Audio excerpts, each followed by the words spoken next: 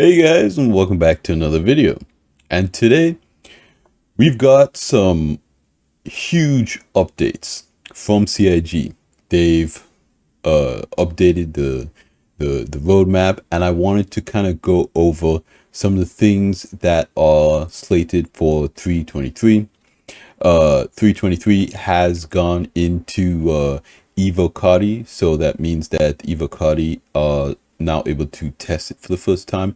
This initial build, I believe, does not come with all of the features, and CIG is not really looking to test that. I think they're just trying to test stability.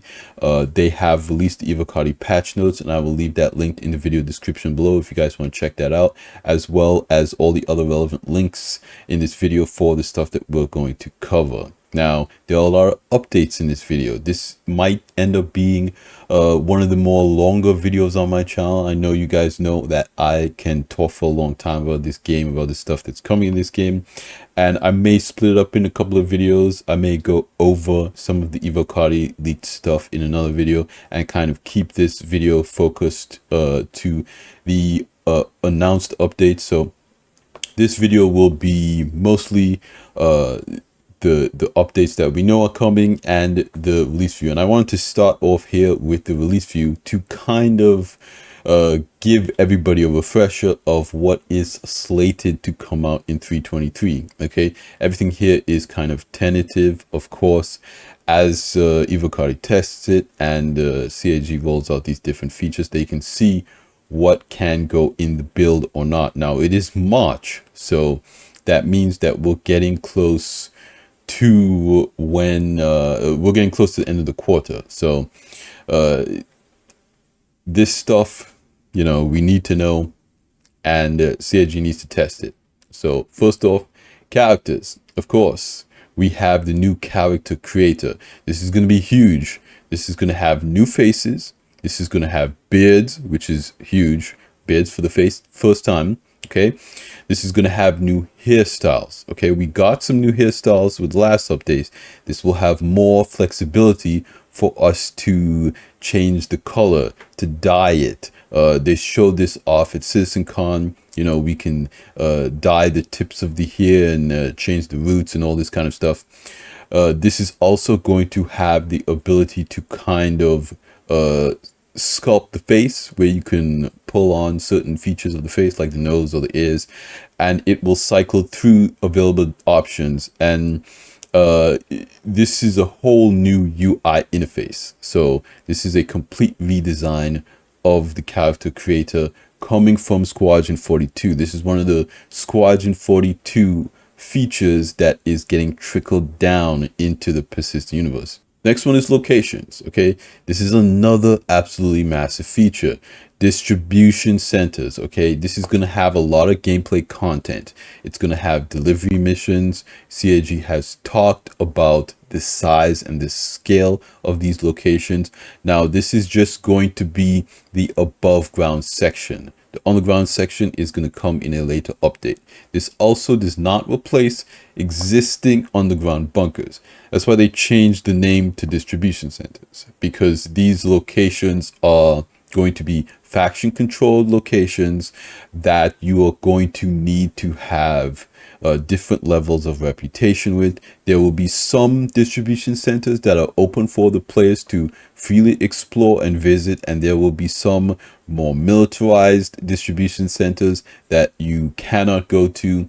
They will be very mission specific, and you know, there will be some where apparently your reputation will be able to influence how they react to you.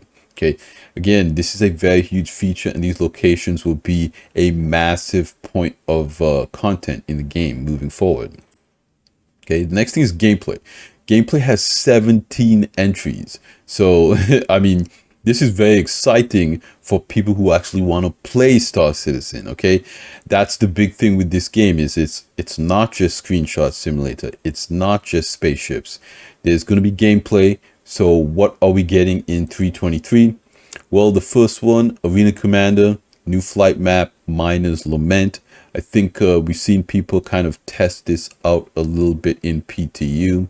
Okay, then we have Arena Commander engineering experimental mode. Okay, this is the first iteration of engineering in the game, where you will be able to do different things. And it says here, okay, let's kind of blow it up here.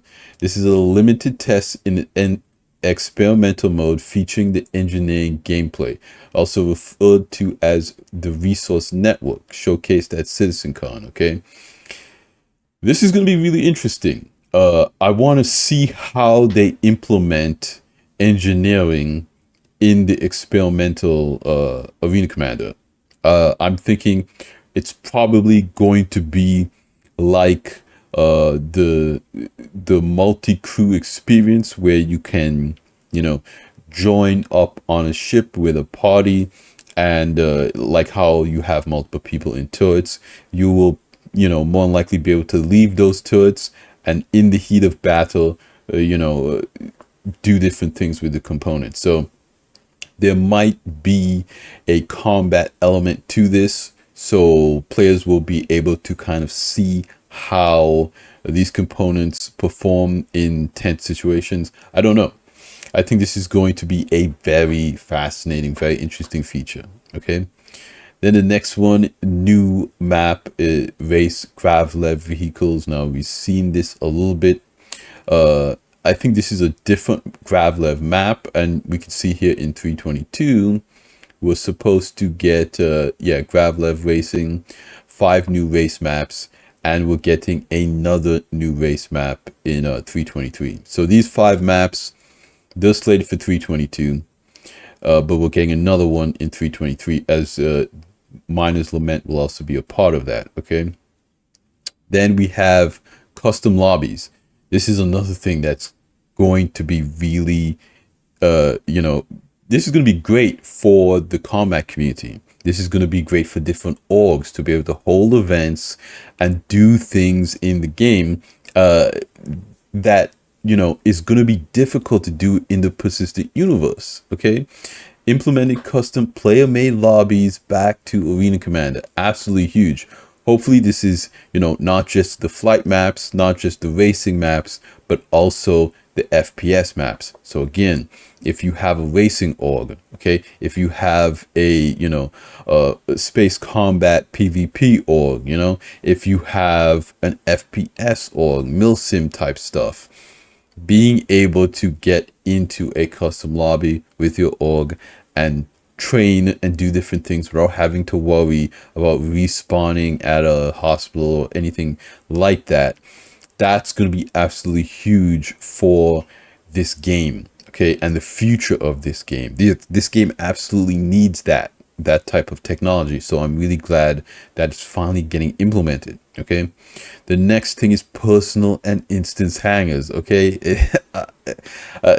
it kind of speaks for itself how important this feature is. That is something that it is something that everyone in the community is going to have to get used to a bit, because of course it is going to physicalize your inventory. This essentially means that now our inventory is kind of physicalized, but we can magically move it over. Now we are going to have to manipulate everything in our inventory and not just move it over from screen to screen. This will, I believe they've been talking about this coming with kiosks, so we can do different things. Okay, this is brand new tech, and it is going to be absolutely game changing. Okay, then we have the Mobiglass rework. This is also going to be big because, CIG wants to be able to develop new apps for the Mobiglass. And I know they spoke about a new shopping app where, more than likely you'll be able to buy things directly from your Mobiglass instead of going to a spaceport or a landing zone. You will be able to, just buy things from your Mobiglass and more than likely have those things delivered to your persistent hangar. And so then you can say, okay, maybe you want this item delivered to the space station, Seraphim station. Maybe you want this item delivered to your home location. Maybe you might be able to do that type of stuff and then just go there and pick it up and not have to worry about being in person somewhere. Now, you might have to be within range of a comm array so your Mobiglass can talk to the system. I don't know exactly how this is going to work, but it's basically going to change the whole user interface of the Mobiglass, update it to building blocks, so that way CIG can more easily edit it and add different features to it, which again is going to be a huge thing. This is another feature that's coming from Squadron 42. Squadron 42 has, it might look different from Squadron 42's Mobiglass because that's like a military Mobiglass, military setup. But the technology that they developed in Squadron 42 is finally coming over to the persistent universe, and we're seeing that progress in the game with these updates. Okay. The next one is the FPS loot screen. Okay. This is another big one because our inventories are becoming physicalized, and we're going to have to go to these persistent and instance hangars to get our stuff. That means how's the looting experience work? So we're going to have a brand new looting experience. So the new FPS loot screen, this was kind of showed off at CitizenCon with the Squadron 42 presentation. This UI might look a little bit different from Squadron 42 because, of course, there are a few different things that we need in the persistent universe. But this is going to be very exciting. The next one is absolutely massive as well. This is the FPS map system, okay? This it allows us this whole map rework. It's one thing that the people in the community have been asking for the most, because the star map is very difficult to use. This gives us an ability to see our surroundings, see the interior of our ships mapped out, laid out, so we can see where things are. This is very big, okay? This is implementing a mini map for the HUD, as well as interior maps for FPS gameplay. Now, this is going to be one of those things where, you know, you might have to download maps for locations. Of course, you'll have a map of your ship, but if you want a map of a different location, you might have to go and add that to your map system. Because remember, with the Mobiglass update, we're getting whole rework to the star map, and this includes FPS map and our ability to navigate interior spaces and know where things are. This is huge for new players. For older players, not so much, because well, of course, older players as well are really going to appreciate this, but finding your way around certain locations, getting the maps, you know, maybe building them out. I know CIG said that not everything is going to have a map right away. They'll be adding them as they go, but landing zones, those major locations will have mini maps. Next one is cargo hauling missions. Okay, this is something that we've been waiting for forever. This is something that is absolutely huge, because right now the way that cargo hauling works is that it's trading, right? You buy a commodity, you spend your own money to invest in this trade, and you buy it at a low price, and you find somewhere that will pay you more for it, and you transport it to that location, and the difference is your profit. That's how much money you can make. That's why you do it. Okay, this is a totally different concept. This is hauling. This is, you get a contract to transport materials, and then they pay you for transporting it. You're not invested in the cargo at all. This is really big for newer players, for players who don't have that investment, who also want to, you know, get reputation with certain factions, trading the cargo for them. And, you know, presumably this will affect the economy and the price of things. If you fail a lot of these missions, the price might go up for certain things. Maybe buy orders will come out like, oh, you know, I needed this material transported, it got pirated, you know, I need to buy this material again. So this hauling gameplay loop might also affect trading and the economy. So this is really huge. No mention of the quantum system and quanta, but I know that CIG is looking at rebalancing the economy as well. Okay, dynamic event blockade runner. Not too much to be said here. The dynamic events to me are a bit hit and miss right now. I hope this one is good. I hope this one is interesting, narratively interesting, all that type of stuff. I'm gonna try it out. Obviously, it sounds like a lot of fun, but I really don't know right now. Then we have the visor and lens HUD rework. Okay, this is new information that is being projected on your helmet visor, allowing you to see different things, allowing you to see the mini map. And I believe there's also some kind of integration with your ship MFDs, but I'm not entirely sure on that. Don't quote me. Let me know in the comments down below if you do know. This is another big rework, and I believe that this will be different on some helmets. Combat helmets will have a different UI for certain things. It's going to be very interesting, and I'm excited for this one as well. Okay. So then the player interaction experience. Okay. This is basically how you interact with the game.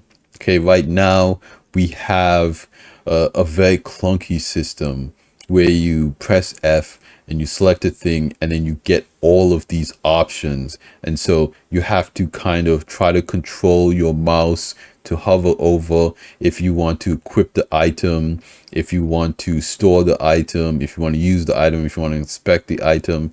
And it's not very intuitive. It is, again, very clunky. This new system works completely different. You can set a primary and secondary action that you can just keybind. You see the thing that it says hit F, and if your primary action is to use it or equip it, you just do that. So you press F and you equip it. You don't have to go through this crazy menu. And then when you do want to go through a menu, let's say your primary action is to equip the item, you can go into the radial menu, and then if you want to inspect it, you can inspect it. So you don't have to see all these options every time you want to interact with an item. It's going to make the process so much better than it is now. And this is one of the updates that I'm most excited for, honestly, because you always have to use stuff in this game. There's so many things in this game that is physicalized. Just taking a drink, for instance, which you have to do. It's one of those things that this interaction system, every player is going to, benefit from it, basically. Then we have EVA Tier 2. Okay, this is a brand new EVA mechanic. Okay, and I believe it has inertia with it as well. So if you thrust in a certain direction, you will keep going in that direction until you make another input, as well as you're more in a prone stance than a vertical stance. I believe that EVA push and pull is coming at a later date, but this is mostly new animations. This is very exciting new update. I don't do a whole lot of EVA in the game, so I don't see how much this is going to affect me. I know that a lot of pirates are going to enjoy this. A lot of people playing with their friends. A lot of times you'll be out in space moving cargo or doing something, and you just kind of face plant on the ramp of your ship. Let's hope that this improves that experience. The more non-janky they can make this game, the better. Be more exposure to more people, and more people be able to enjoy it. Okay, next is reputation hostility. Okay, this essentially means that if you have a bad reputation with a particular faction, they'll shoot at you. If you have a good reputation with a particular faction and somebody else shoots at you, they'll protect you. This is essentially how the NPCs react to you. Now, we all know the NPCs in Star Citizen are very scuffed, so I'm not really holding my breath for this feature.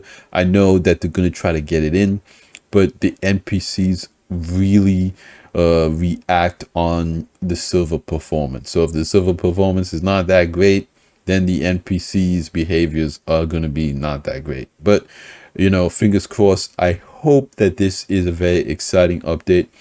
They have to put the building blocks in the game to be able to allow us to do this type of stuff. So if you are out at a distribution center, I think that that's where, you know, this feature is really going to shine. Okay, next is the star map rework. Okay, this is the major star map, not the mini map. This completely this ties into the mini map because you'll be able to zoom all the way out from the mini map to the new star map, so they kind of tie in together. But this is your ability to navigate the star system. Okay, you will be able to plot your destination a lot easier. You will be able to finally see you know, features on a planet instead of, you know, the whole planet phasing out and becoming invisible if you zoom in too much. I hated that. You know, that was so broken. You'll actually be able to see features on a planet. You'll be able to mark them. Okay, save different locations. You find somewhere interesting on a planet, a cave, a river, something like that, interesting feature on the planet, you'll be able to save that, and presumably at some point trade that with other players, give them coordinates, that type of stuff. That is going to be huge. This new star map sets the foundation for what we're going to do with traversal. This is huge for trading, hauling, combat. Everyone in this game who steps foot in the spaceship is going to need this feature. Okay, item bank and unique item recovery. This is absolutely massive. Okay, this gives us the ability to interact with our inventory at a given location without going to the hangar. Okay, so remember, our inventory is physicalized now. That means our inventory is being stored in a warehouse somewhere, kind of like you know, a storage facility, like, you know, how you store your stuff. This is going to give us an ability to go to some kind of kiosk and get a box with our guns and armor or whatever, these FPS items, these unique items, and we will be able to equip them without going to our hangar. Now, this also comes with unique item recovery. We're talking store items here, okay? So if you've purchased something in the store and you die in game right now, you lose it. This gives us the ability to get those items back. Okay, kind of like a lost and found. You die, you lose that item, you go to one of these kiosks, you request that item back. I don't know if there's going to be some kind of cooldown timer. There might be one of those systems where it counts down. It's like, okay, this is too soon, to kind of combat duping and whatnot. CIG hasn't gone into extensive detail about this feature yet, but I'm sure they'll talk about it on ISC. This is a big deal. I know the ISC coming out is based on the FPS gameplay experience. That video might be up, you know, at the same time you're seeing this on Thursday. But it's a big feature and I'm very excited about it. You know, CIG, I've noticed they're selling a few more guns in the store, some cool looking skins. Maybe that has to do with this. And I've said it before, this is something that CIG needs to prioritize because, you know, selling skins is a sustainable path to monetization in a game like this. Relying on selling spaceships, in my opinion, that's kind of tough because spaceships are very expensive. It's a huge commitment and it kind of affects the progression in game. You want to progress your spaceships in game. Okay, guns, weapons, armor, that stuff, you can get an advantage from that, but it's a lot less so than ships. The next thing we have is freight elevators. Okay, again, this all ties in with the update to the inventory system, everything being physicalized. You'll be able to bring up your items in your inventory at a given location, as well as ground vehicles. Okay, that is huge. You won't have to go to outposts anymore to get a ground vehicle. Now, I don't think that feature is coming with this first implementation, but eventually down the line, CIG plans to implement ground vehicles coming up in these cargo elevators. You'll have a kiosk where you'll be able to, you know, sort and configure the items that you want to bring up, cargo as well for people who are doing trading. That's going to be huge. Okay, so that is the gameplay section. Again, 17 entries, a lot of entries. Okay, then the big update that they added is that master modes is coming in 323. Every ship is getting it. So what does that mean? That means that now, instead of having a single flight mode that where you have access to your top speed and your weapon and shields, now that flight mode is going to be split up into two modes. Okay, this nav mode, which they're calling it, and standard control mode or standard combat mode, SCM. Now, the SCM speeds are going to be determined by specific archetypes as well as the nav mode speeds.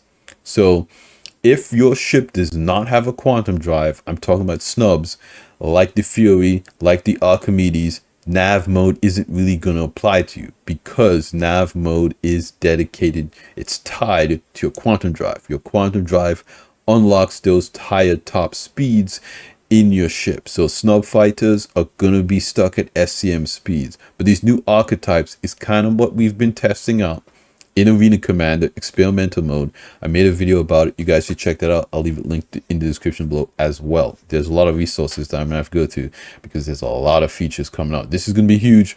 All the ships in the game is gonna get it. Now, this doesn't mean that this will be the final implementation of this. I know a lot of people are pulling their hair out over this feature. Don't. It's pointless. It is going to change before the game comes out, okay?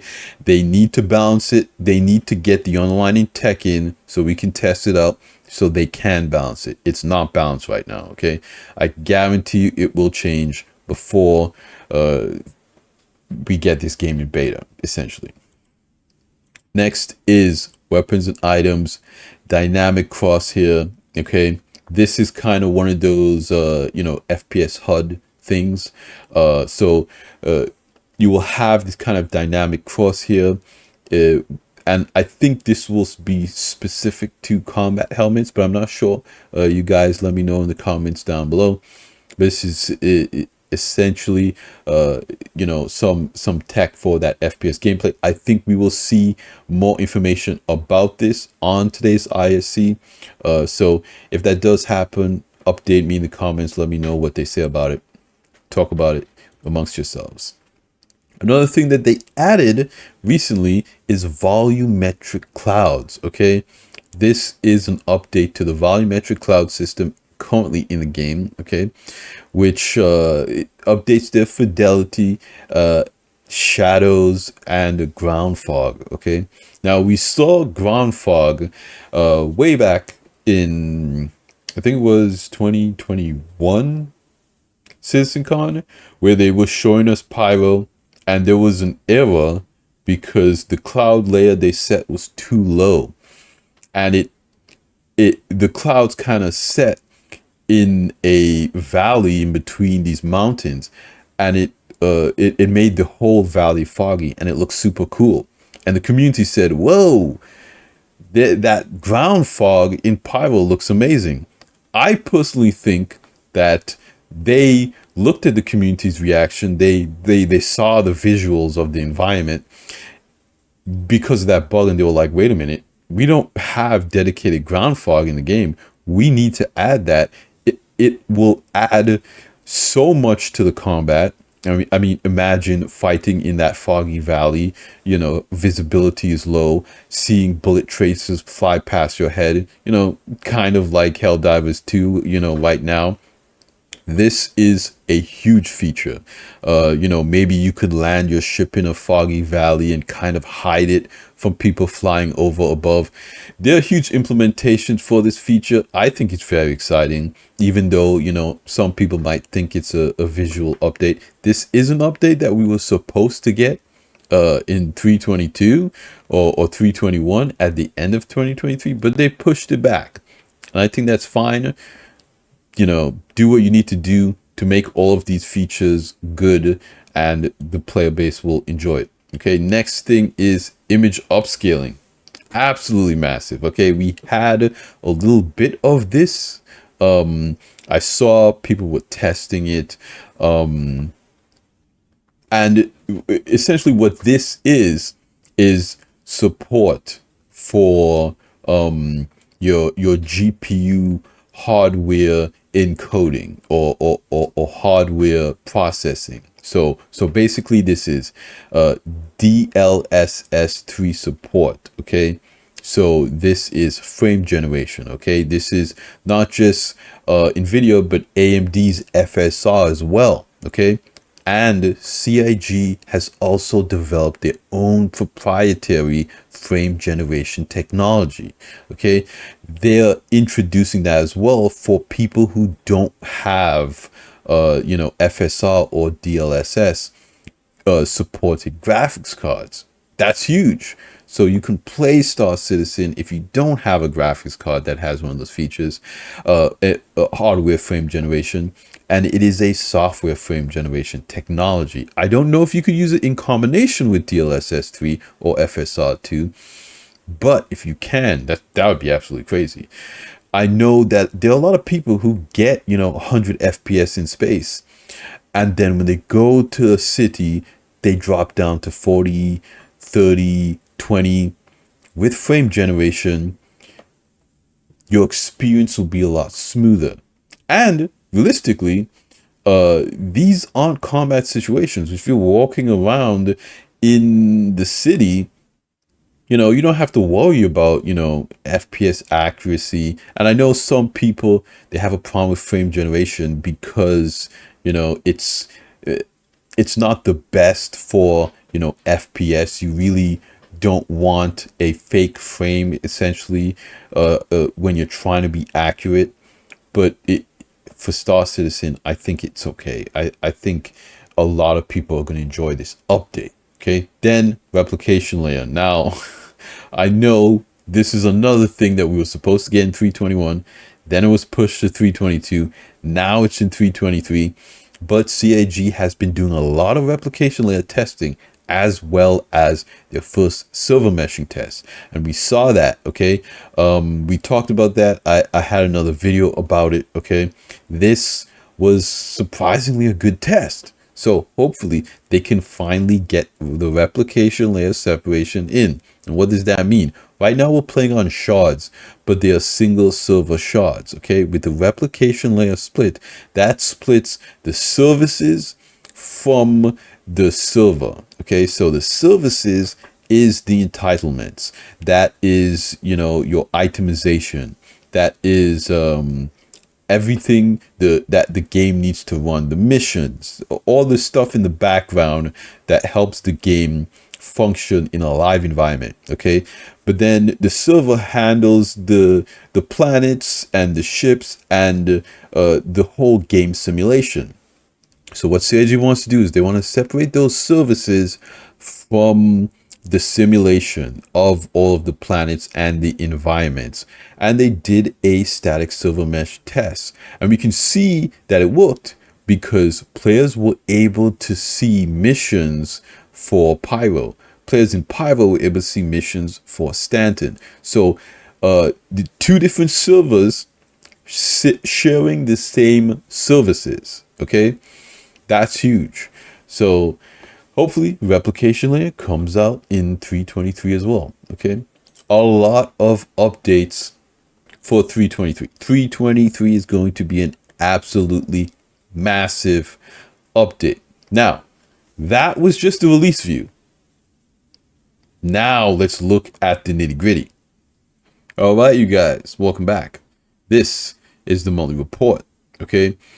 I should honestly separate this into two videos, but this is all the information that you need. So let's just get into it. Like, get your popcorn, get a blankie, get cozy, settle in. Let's go over this thing. Why not? What else do you have to do right now? You don't have anything to do. Hang out with me. Let's look at this thing. If you made it this far into the video already, 30 something minutes in the video, what's another 30 minutes? Monthly report, February 2024. Art on ships. And I know this is something that everybody's going to be excited about, okay? Last month, progress was made on the RSI Polaris. Huge. A lot of people are very excited for this ship. With the exterior progressing to Large Zero. The large system stands for level of detail. Large Zero is the highest detail that a game asset can have. So once they have Large Zero, then they could kind of extrapolate that out into the different level of detailed textures that the player sees at different distances. So if you're right up to the Polaris, standing next to it, that exterior level of detail texture pass, that is what they have done. Okay. And the interior approaching gray box review. So gray box review is that the gray box is finished and they now need to review what the gray box is. So gray box is also technically finished. Some interior sections were worked up to establish a visual target, while others were redesigned to accommodate gameplay and improve alignment with the art direction. Okay, now we have to remember with the Polaris, this is going to be kind of the blueprint, the basis for other RSI ships. It's gonna kind of inform the art direction, the styling, and it's also going to have different kit pieces, hallway pieces that is going to be used into other ships. So them finishing up the Polaris will help them iterate on other RSI ships much faster. Okay, 2 upcoming variants progress through the pipeline. One continued to its Lot 0 pass, the other passing Lot 0 gate review. The latter then moved on to the damage and Lot passes, which is the other level of detail passes, while its UV2 and paints were completed and approved. So that means that paints, they worked on the paints as well. The gold standard pass continued for the Aegis Retaliator. Okay, the Retaliator base is another ship that was kind of sneak peeked during CitizenCon. Okay, this base variant is a modular ship, so this is going to be kind of maybe, and again this is a big maybe, the first time we will be able to interact with modules. Now I don't know if they would release the base without its ability to switch up modules, but they just haven't said anything about that. So they might release the base and might be like a cargo ship. It might just come with the cargo module, and then once modularity and the full ability to swap out modules gets added to the game, then you could move that cargo module and put in something else, which is currently awaiting gray box gate review. Feedback from a recent sanity review is currently underway. The ship's base, cargo, and bombing torpedo modules are also progressing well following minor art direction feedback. So yeah, just like kind of what I figured that, the Retaliator Go Pass, the bomber variant, that module is basically finished because we have the bomber in the game now. It's just not Go Pass. And then when the Retaliator base gets added to the game, it will come with the cargo module. 2 unannounced vehicles passed their Lot 0 gate review with only one minor issue to resolve between them. Both will now move into the final phase of development that implements damage methods. 2 upcoming variants and then 2 upcoming unannounced ships. So we have the Polaris, we have the gold standard Retaliator, which is important for Squadron 42, of course. So that's definitely going to be a priority for them. Then 2 unannounced ships. So 2 unannounced variants, 2 unannounced ships, the Polaris and Retaliator. So that's huge. Then the RSI Zeus is approaching the end of gray box with the team parsing geometry around the ship. A redesign of the cargo hull is nearly complete. And this is one of the things that I say they might have to do, because there's a massive discrepancy between the cargo capacities of the CL and the MX and the other variants. So to have that cargo, I don't know, I think the CL might end up being a little bit fatter, kind of like the difference between the Constellation Andromeda and the Constellation Taurus. The Constellation Taurus is a physically larger ship, even though it has the same styling as the Andromeda, because the Taurus has more cargo capacity. So it might be kind of a similar situation where the CL may be a little bit more bulky, but we don't know yet. As are changes to the inner frame of the ramp and the ramp piston mechanism.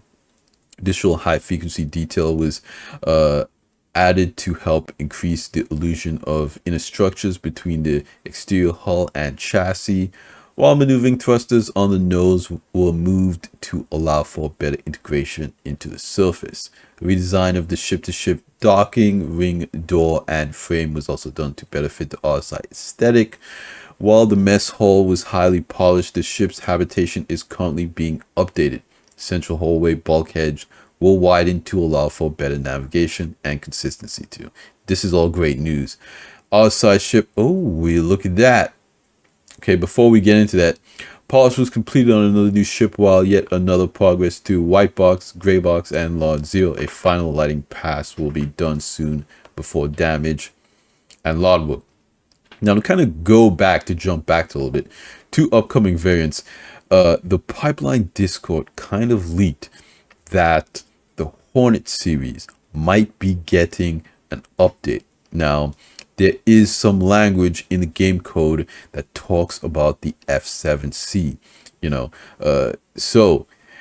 we saw CIG kind of announce that the Hornet series, everything but the Super Hornet, I believe, is going up in price. That's interesting. Why would the Hornet be going up in price? And then Pipeline is kind of leaking information. Maybe there may be a new variant. Maybe we may be getting the body kit. That would be amazing. Okay, if we can get this new variant, a more streamlined Hornet, I think that would be a home run. A ton of people would want to pick that up. A civilian version of the military version, but with that body kit. So basically, the military version would have, maybe stronger armor, more hard points, but the civilian version will have that body styling that a lot of people like, and it's iconic because it's going to be in Squadron 42. Okay, this is the Zeus. Look at that. Okay, this is the white box or gray box. You have the winglets here. You have this, these aerodynamic features on it, so angular, the Dorito of Star Citizen. Right here, you've got that massive canopy. Visibility out of this thing should be better than the Constellation.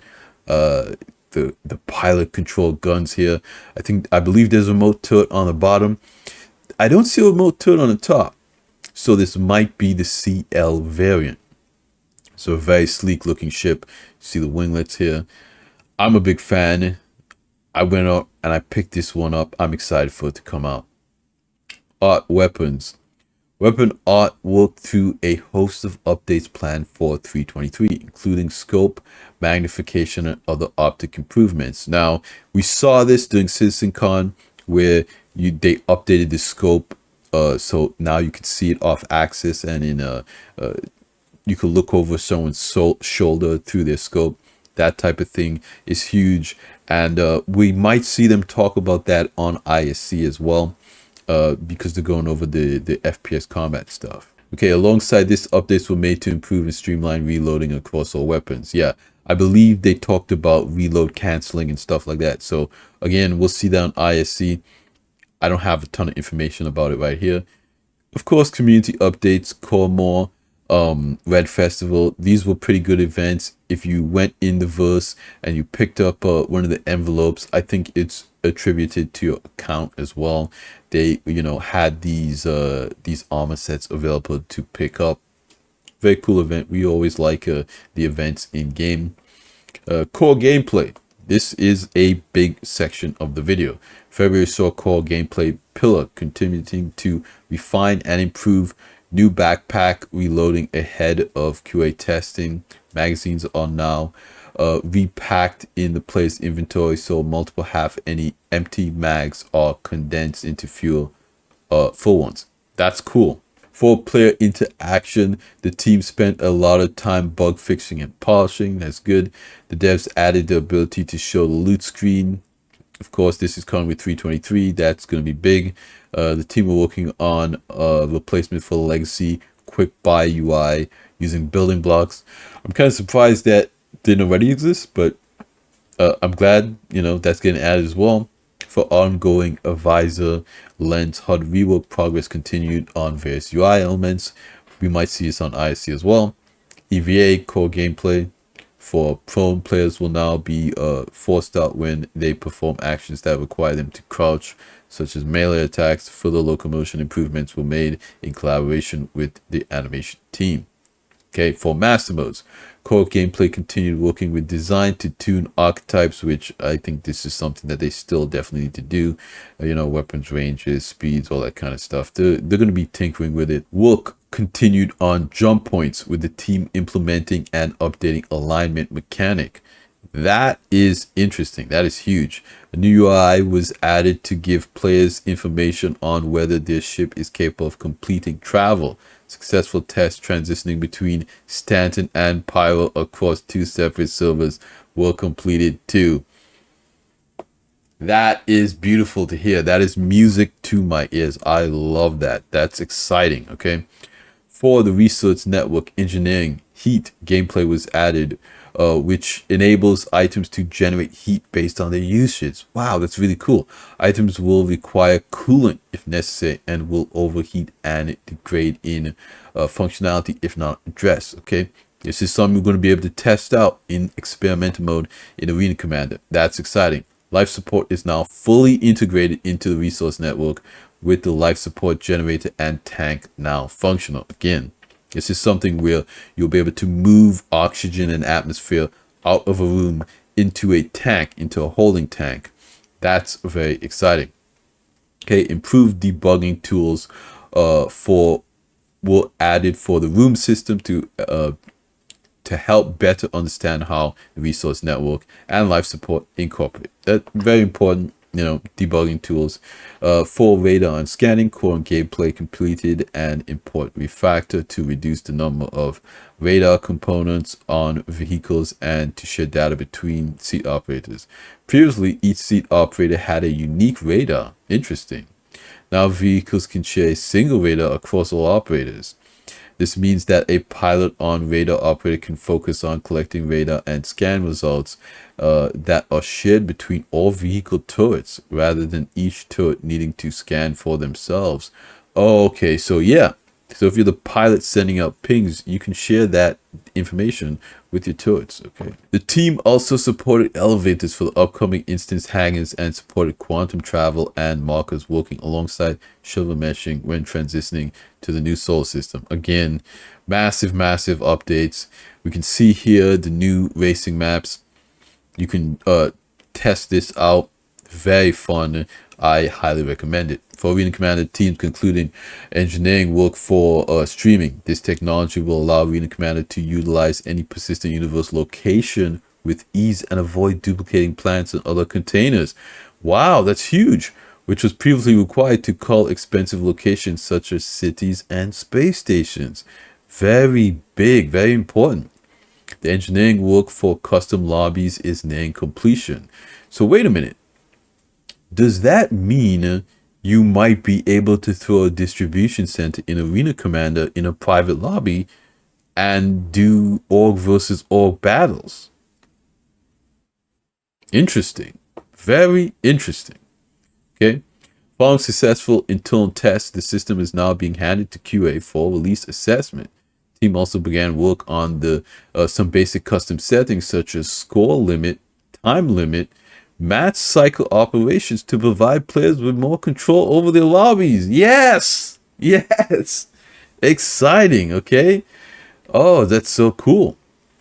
So you can make timed events, match cycles, and set up these lobbies, actually have control over them. I love it.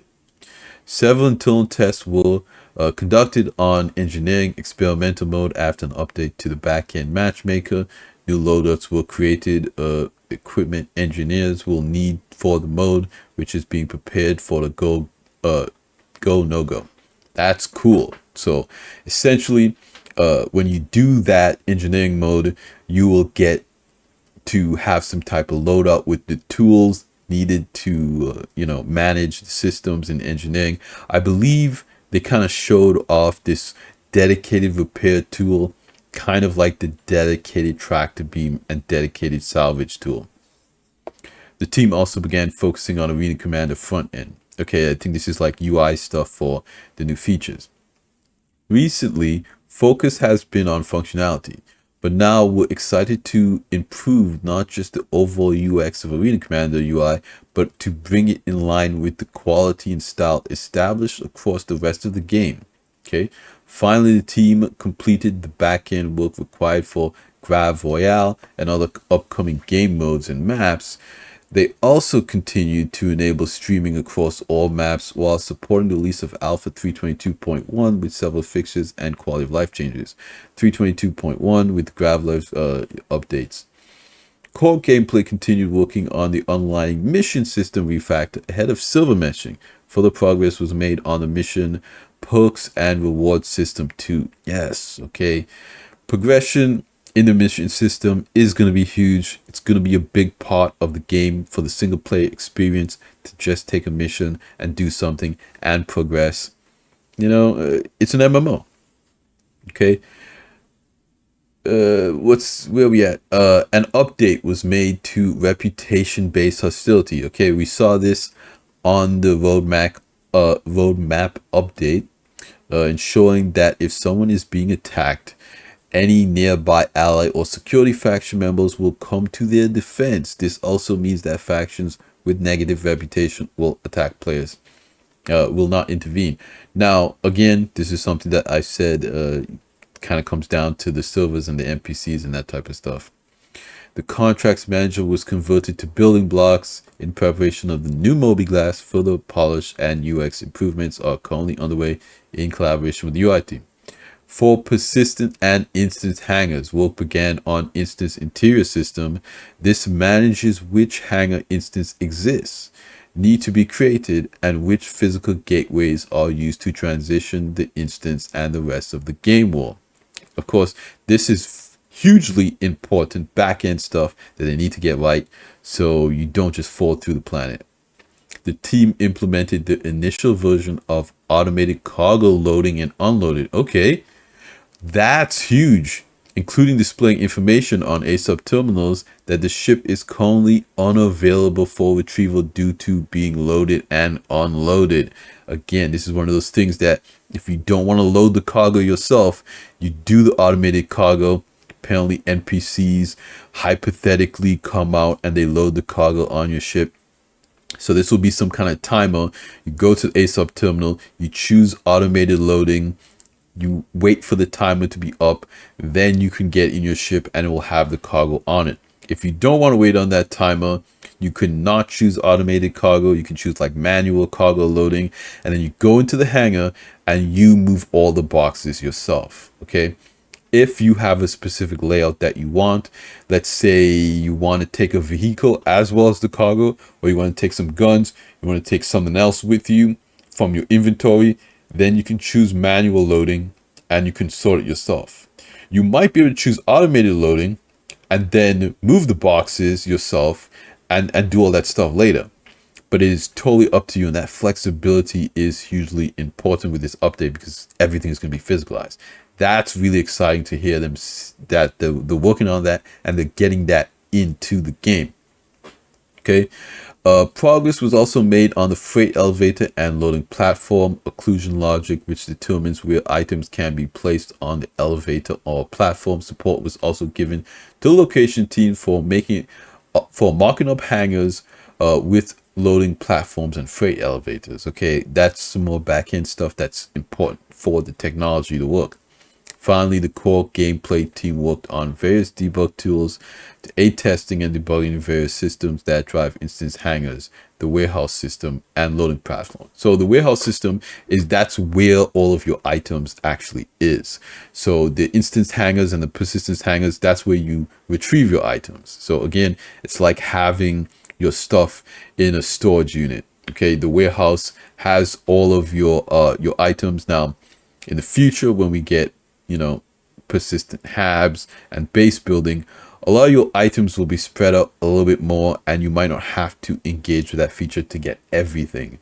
But for now, our primary home location, these landing zones, this is going to be a huge update. Economy. Last month, the economy team made changes to bring salvage more in line with the PU's other careers. The currently rebalanced commodities to improve the cargo career experience too. Again, we talked about this a little bit.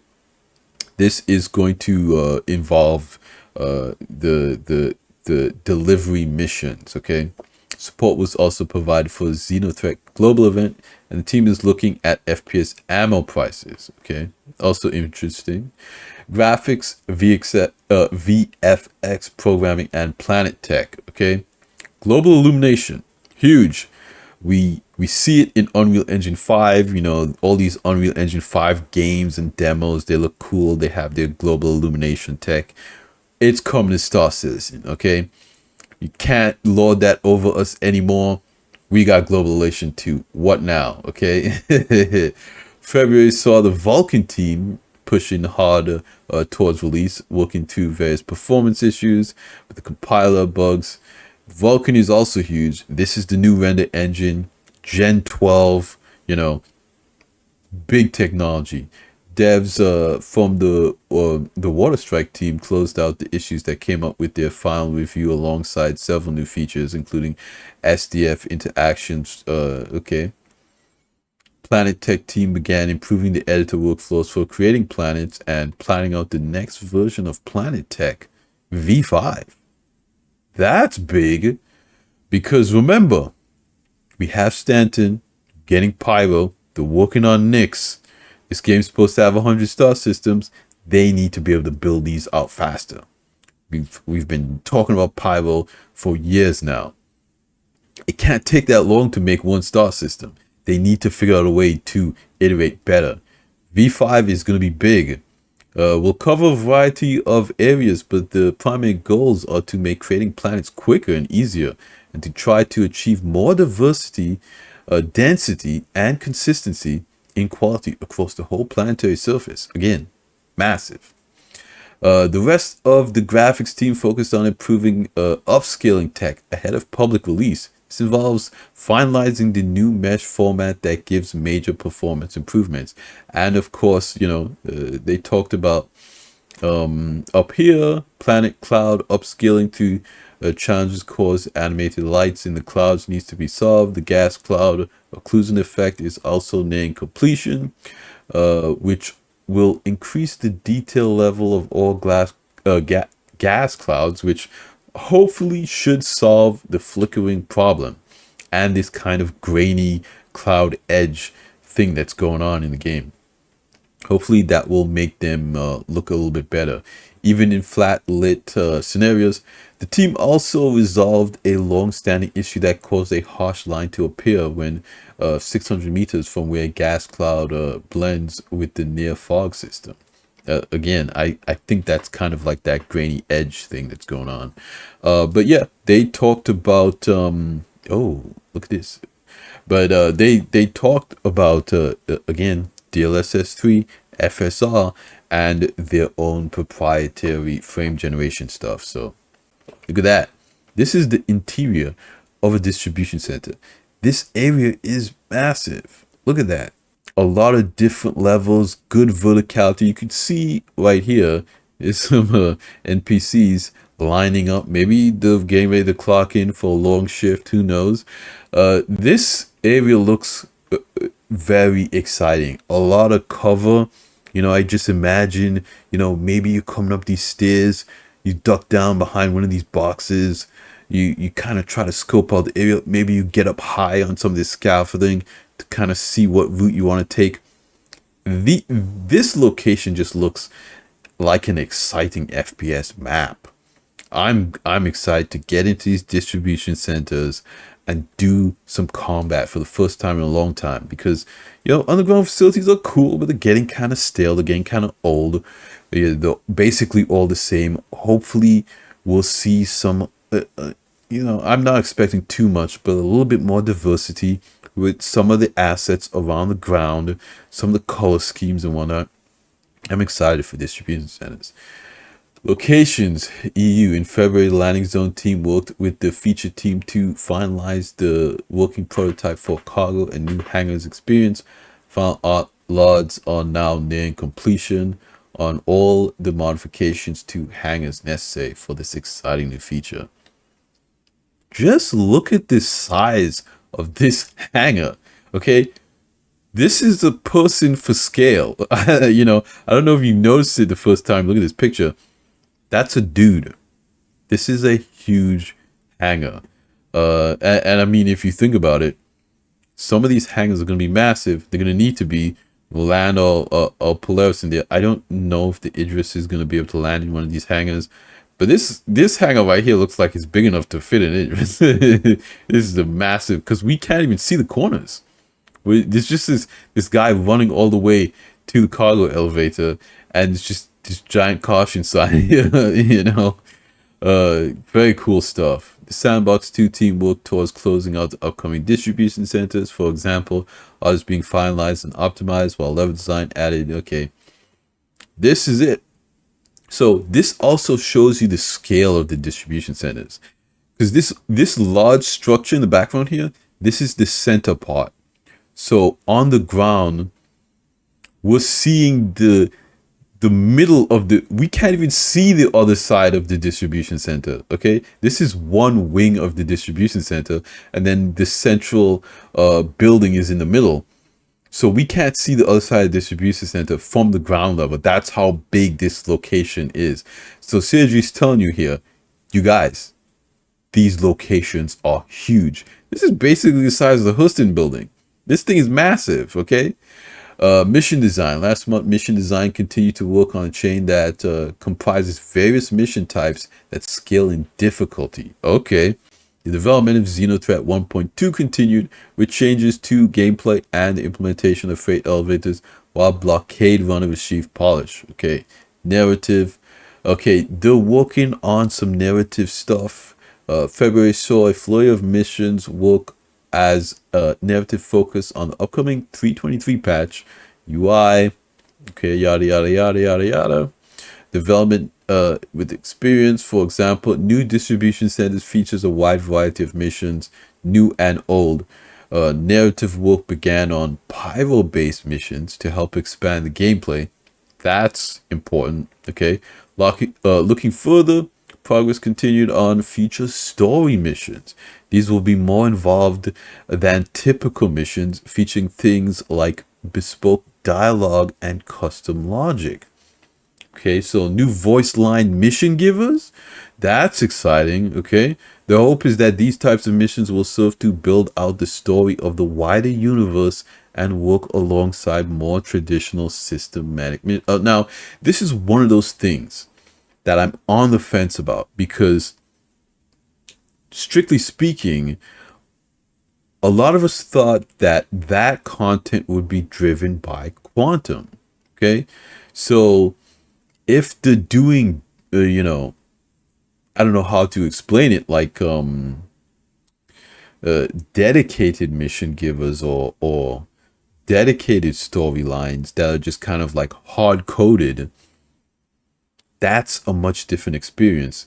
And I'm kind of interested to see how the Quantum system is going to tie in on a narrative, from a narrative standpoint, because basically what they said about it was that, you know, you might get pirated by an NPC and then see that exact NPC at a bar, and you could, you know, maybe attack them and get your stuff back. That's kind of what they sold us with Quantum. So again, that is kind of like a very high level system that, you know, who knows if that's ever going to get added to the game. But you know, maybe they're trying to tie in more lore of the game with this content. I don't know. That's it. Big monthly report. A very interesting release view update. Big changes coming to the game. This is the biggest patch that we've had in years, hands down. I don't know how you guys feel about it. I'm excited. Is the hype building? Are you guys getting hyped for this patch? How is 4.0 going to beat this? I know they're looking at silver meshing, but what else? We don't know. There are unannounced ships. What ships are we getting? Exciting times to be a citizen, you guys. Hands down. I don't want to build hype on here, but I'm excited for this patch. It's in Eva Tier. The testing silver meshing. aUEC is going to tell us about the FPS stuff. Lots more content coming out from CIG.